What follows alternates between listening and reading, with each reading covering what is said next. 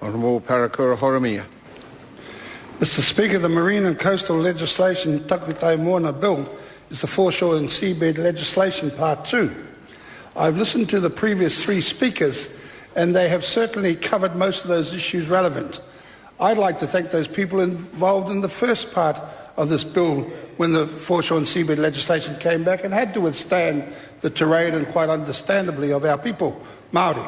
I'd like to thank Minister Turia and John Tamihere for being part of that decision at that time.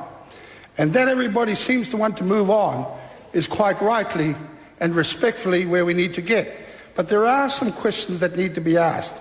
Even the Prime Minister said most people won't notice any difference to the first effort. The Prime Minister also said he believed this legislation was a lasting solution and would not be revisited. And certainly there is a tinkering and a hankering around it, but there isn't too much different to what was already there. And we need to ensure that that is imbued, not with too much exaggeration. The Attorney General, Chris Finlayson, said it was in the public interest for this bill to be durable, and he hoped that would be the case, and he has just repeated that. And I respect that. But there are issues that are brought to the front, because Te Urero Flavel has a different view of this legislation. He admits this legislation will not be durable. He admits that this legislation is not a lasting solution, and he has said that the Māori Party will revisit it as we go along. I have to ask the Māori Party, do they actually want this issue settled, or is this relitigation of the foreshore and seabed bill the only source of political oxygen? And there are questions that need to be asked in relation to what has been said quite nicely here. Because at the end of the day, we need to ensure that compromise is about setting legislation that is relevant for Māoris now. And I understand why Hone Harawira has jumped up and down and that he's parading, as he was in the Select Committee this morning, and that his mum has supported. That is an understandable thing because it's Māori Awhi. And at the end of the day, though, there's some tinkering and some maintenance of that issue that is about us being dependent to everybody else. I want to tell you clearly where I stood and my colleagues did in relation to the legislation on the Takutai Moana. Māori need a ture on the foreshore and seabed. Māori need legislation on the Takutai Moana. Without anything there, people like Jerry, who's doing a good job in Christchurch, can go along and just do what they like and ignore the tangata whenua. Because that's what this is about. I am a kid who went with my nanny every fortnight to get kai moana around the Takutai Moana. Seafood. Kindly translation, Minister. Every fortnight we'd go around, and if you're a 10, 12-year-old kid dragging a bag of kino or pawa through the water to get home and understand the glee of your whānau accepting that, and urban people didn't do it too much, then you would understand what is the connection between Māori and the foreshore and seabed, the Takutai Moana. And where is it now? It is raped and pillaged and plundered by the damn Samoans, the Indians, the Asians, the Maoris and the Pākehās. It is, the whole damn lot of them. They have ransacked it. There's no more seafood. It's gone. And everybody talks about mana, about our mana protecting the right of Māori. That will not happen. I don't know who has ever put into other people's head that our mana is something that can be legislated about. Mana is integral in the whakapapa of an individual and a collective in the sense of those issues that give us the right to stand here as tangata whenua, as this nation's first people, something that I've heard the Māori Party go on and on about. The process of going through the court is something that we really do have to question. This legislation may restore access to our courts, but does it restore access to justice? That is the question. Does it restore access to justice?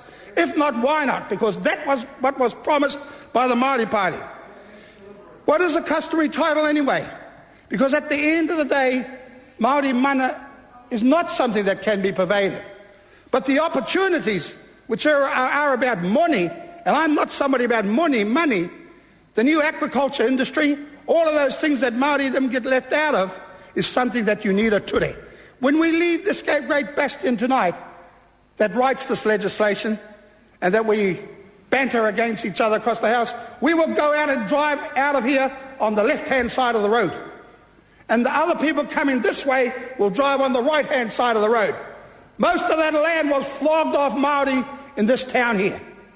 But there is a ture, a legislation that makes you understand where people's rights are.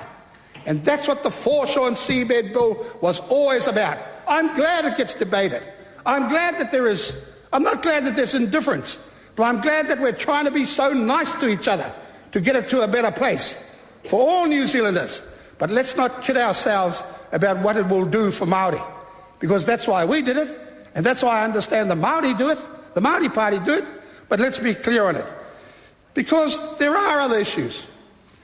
Treaty Specialist Dr. Paul Moon has stated that the government's Marine and Coastal Area Bill is bound to disappoint those who have campaigned for greater Māori rights to the foreshore and seabed, and especially what they were promised by the Māori Party. And this is as fine as long as we recognise this in this House, and Māori know exactly what the bill will deliver, because they are struggling to find that. Like Moana Jackson says, he also mentions the high threshold set for hapu for proving entitlements to customary title. The hurdles that hapu have to jump in order to prove their right to customary title are prohibitive, and we did that in Part 2, and we need to own that. But that we get to a better space is something we had to be a lot stronger and a lot clearer on. Mr. Speaker, I'm sick and tired of Māori being either put into grievance mode, or at the end of the day staying in grievance mode, or giving political oxygen to nincompoops who don't want to create a better life for their people. And that's what we try to do. That's what we try to do, Georgina, and you know that. That's what we try to do, to make sure that that would happen, that there was a clear legislation that Māori could use in a whole lot of other matters, not in relation to their mana, because nobody can take that away. And you know what? The action isn't with the big time hitters and their hui that's going on around the country, or every academic in town or university getting together and trying to hypothesize what is good for Māori or it's not. It's behind the windows and the curtains of houses where our people are struggling to feed their kids at the moment, where 7 out of 10 Māori in Wairoa are unemployed, where people in Hastings can't pay their power bills and they're going without lights and heating for their kids. That's the issue. And when you sign up to letting up a government let $1.75 billion go to those who have put their assets at risk and gambled with it, where the hell are we going? When people do not respond or cross the floor in relation to the 90-day bill, and the bar is raised at universities so Māori will not get into it, I really wonder and really have a fear for the future of our people, Mr. Speaker. I certainly do. That's the thing that is relevance. That's the thing that is relevance. Mr. Henare asks me to apologise.